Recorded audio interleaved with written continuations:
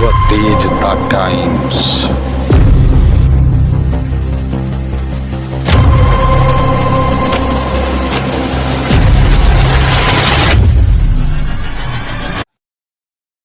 STV की हर खबर, हर हाल में सच। हमारे रिपोर्टर जाते हैं गांव से शहर तक, शहर से गांव तक, गांव की गलियों में, शहरों के मोहल्लों में, हर जगह से लाते हैं खबरें, दिखाते हैं। न कॉपीराइट, न किसी की नकल, खबर एकदम सच। हम अपने दर्शकों से निवेदन करते हैं कि हमारे चैनल को लाइक, सब्सक्राइब और शेयर जरूर करें ताकि हमारा हौसला बना रहे। नमस्कार, एसटीवी में आपका स्वागत है। मैं वर्षा अग्रवाल और आप देख रहे हैं स्वतेजता टाइम्स।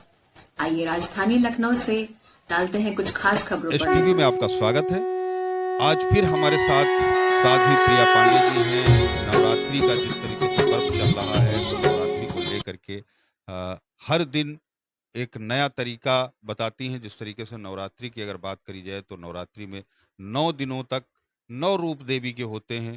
तो अभी कल तक उन्होंने जो बताया तो 5 रूप के बारे में बताया। आज छठा दिन है, तो छठे दिन में भी साध्वी प्रिया पांडे जी महत्वपूर्ण जानकारियां देंगी।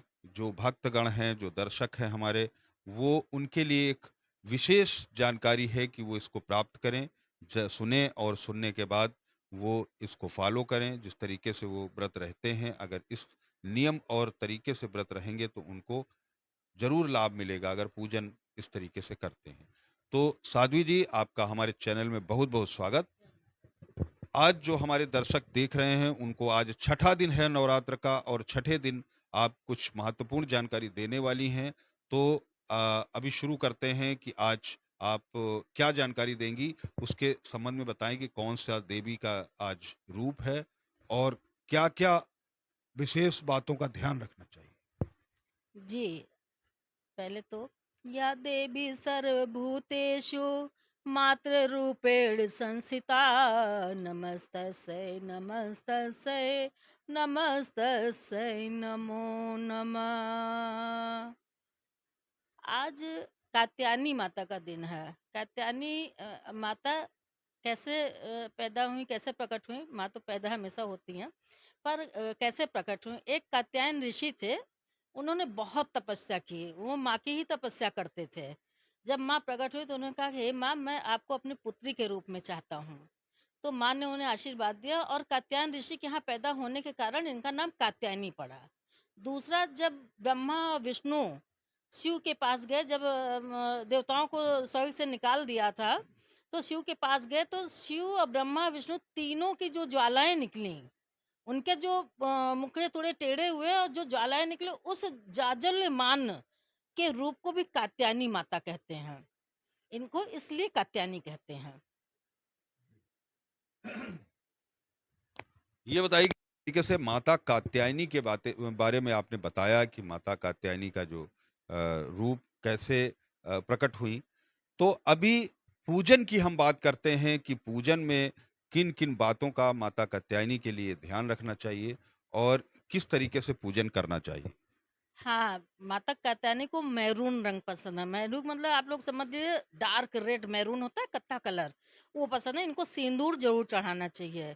कात्यायनी माता के लिए कहा गया है कि ये शादीशुदा जोड़े को बहुत पसंद करती हैं। मतलब एक पारिवारिक जो जीवन होता है पति-पत्नी का, वो कात्यायनी माता की पूजा करने से बहुत सुंदर हो जाता है। ओम कात्यायनी देव्ये नमः, इस मंत्र का आप जाप करें, इनको सिंदूर चढ़ाएँ, चूड़ी चढ़ाएँ, बिंदी चढ़ाएँ, मतलब लाल रंग जितना भी हो, मैरून कलर इनको बहुत पसंद है। और इनको फूल भी लाल ही चढ़ाएँ, फल भी कोशिश करें अनार चढ़ा दें ज़रूर से, एप्पल चढ़ा दें, सेब चढ़ा दें। मतलब लाल रंग इनको बहुत पसंद है। और कहा गया है कि श्री कृष्ण की गोपियाँ जो थीं, वो गोपियाँ भी इनकी तपस्या करी थी कि हमको कृष्ण भगवान मिलें। कात्यायनी माता की तपस्या करके वो कृष्ण को अपने दोस्त, अपने सखा, इवन पति के रूप में भी पाया लोगों ने। तो ये कात्यायनी माता का सबसे बड़ा महत्व ये है कि ये पति-पत्नी के जोड़े को सुख देती हैं, सुखी रखती हैं। और दोनों जोड़े से इनको पूजा इनकी ज़रूर करनी चाहिए।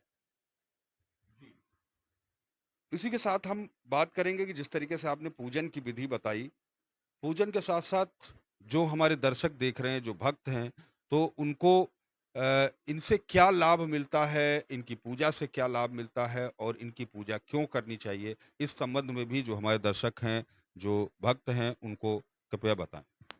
देखिए, माँ की पूजा तो सर्वोपरि है। माँ से ही सभी दुनिया है। हम और आपने जन्म लिया तो माँ से ही लिया, चाहे जन्म देने वाली माता थी, क्योंकि माँ सर्वोपरि है। और माँ की पूजा करने मात्र से देवता भी प्रसन्न होते। कहते हैं यत्र नार्यस्तु पूजन्ते रमन्ते तत्र देवता। तो जहाँ नारियों की पूजा होती है, वहाँ तो देवता अपने आप ही निवास करते हैं। माँ की पूजा कात्यायनी माता की इसलिए बताया हमने कि सुखी जोड़े के लिए, पति-पत्नी के सुख ही जीवन के लिए। आगे बच्चा-बुच्ची होता है, परिवार बढ़ता है, मतलब कुल मिला के ये सुखी जोड़े के लिए माँ की कात्यायनी की पूजा की जाती। हर किसी ने इसीलिए पूजा की है, चाहे देवी-देवता थे, चाहे हम लोग हैं, हम लोग भी इसीलिए करते हैं। माँ इसीलिए, यही एक माँ का वो है रूप कि ये सुखी करती हैं जोड़े को, पति-पत्नी को आशीर्वाद देती हैं, सदा सुखी रहने के लिए और खुश रहने के लिए। आगे परिवार बढ़ता है फिर माँ के आशीर्वाद से। बहुत-बहुत धन्यवाद साध्वी जी, आपने महत्वपूर्ण जानकारी दी। आज छठे दिन को लेकर के जिस तरीके से आज साध्वी जी ने बताया पूजन की विधि और माता से क्या लाभ मिलने वाला है, किस तरीके से पूजन करना चाहिए, कौन-सा चढ़ावा चढ़ाना चाहिए, कौन-सा रंग पसंद है। तो ये सारी चीज़ें आज साध्वी प्रिया जी ने बताया है। तो जो हमारे दर्शक देख रहे हैं, मुझे उम्मीद है कि इस विधि से और इस तरीके से अगर वो पूजा करेंगे, तो उनको अवश्य ही अ, लाभ होगा क्योंकि आज के समय में निस्वार्थ भाव से पूजा भी लोग नहीं करते और लाभ की पहले से सोचते हैं कि उन्हें लाभ क्या होगा। तो पूजन की अगर विधि व्यक्ति को आती है और वो पूजा ढंग से करता है, तो कहीं न कहीं उसको लाभ भी मिलता है। अगर पूजन की विधि सही नहीं है, पूजन का तरीका सही नहीं है और सबसे बड़ी चीज़ होती है कि अपना विश्वास। अगर विश्वास से ईश्वर को याद किया जाता है, तो वो चीज़ सामने आती है और वो दिखाई देती है उसको जो चीज़ के लिए वो पूजन कर रहा है, जो अपेक्षाएँ रखता है, जो इच्छाएँ रखता है, तो वो उसकी पूरी होती हैं।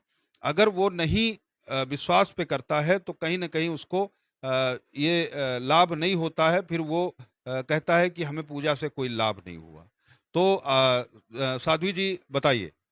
हाँ, कहते हैं ना कि तुम रूठी रहो माँ मैं मनाती रहूं, तुम रूठी रहो माँ मैं मनाती रहूं, मनाने का मजा मुझे आता है माँ, मनाने का मजा मुझे आता है। वैसे तो मैया रूठती नहीं है, लेकिन कहते हैं ना, तुम बैठी रहो मैं सजाती रहूं, मैं सजाने का मजा मुझे